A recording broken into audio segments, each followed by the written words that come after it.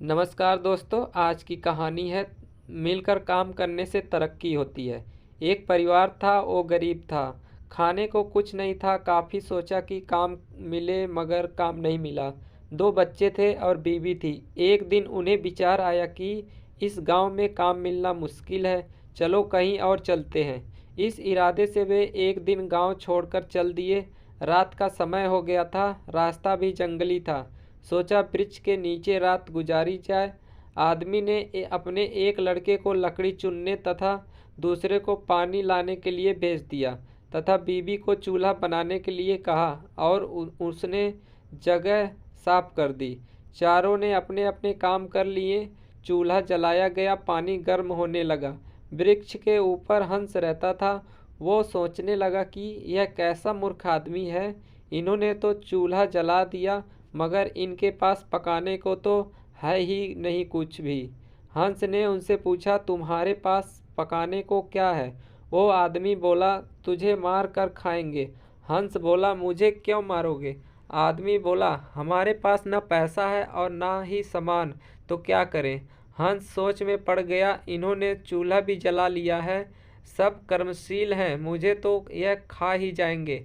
तो हंस बोला, अगर मैं आपको धन दे दूं तो मुझे छोड़ दोगे? घर का स्वामी बोला, हाँ छोड़ देंगे। हंस कहने लगा, मेरे साथ चलो, मैं तुम्हें धन देता हूँ। हंस उनको थोड़ी दूर ले गया और चोंच से इशारा किया और कहा कि यहाँ से धन निकाल लो। उन्होंने गड्ढा खोदा और वहाँ से धन निकाल लिया। हंस का धन्यवाद कर वापस अपने गांव आ गए और एक दिन ही खूब मौज से रहने लगे। अब उनके घर में किसी भी चीज़ की कमी नहीं थी। पड़ोसी ने देखा कि इस परिवार के पास ऐसी कौन सी चीज़ आ गई है जो इनके पास इतना कुछ आ गया है।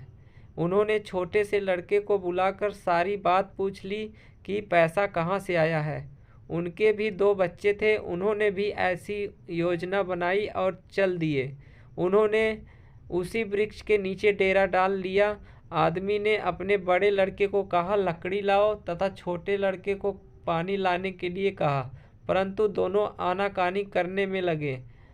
बीवी ने भी कहा कि मैं थक चुकी हूँ। जैसे जैसे पानी लकड़ी इकट्ठा हो गई और पानी गर्म होने लगा, हंस फिर आया और बोला, तुम्हारे पास खाने को तो कुछ नहीं है, तो फिर पानी गर्म क्यों कर रहे हो? आदमी बोला, तुम्हें मार कर खाएंगे। हंस मुस्कुरा उठा और बोला, मारने वाले तो 3 दिन पहले आए थे, तुम अपना समय खराब मत करो। घर जाओ, तुम मुझे क्या मारोगे? तुम तो आपस में ही लड़ रहे हो। जिन्होंने दूसरों को जितना जीतना होता है वे खुद नहीं आपस में लड़ते।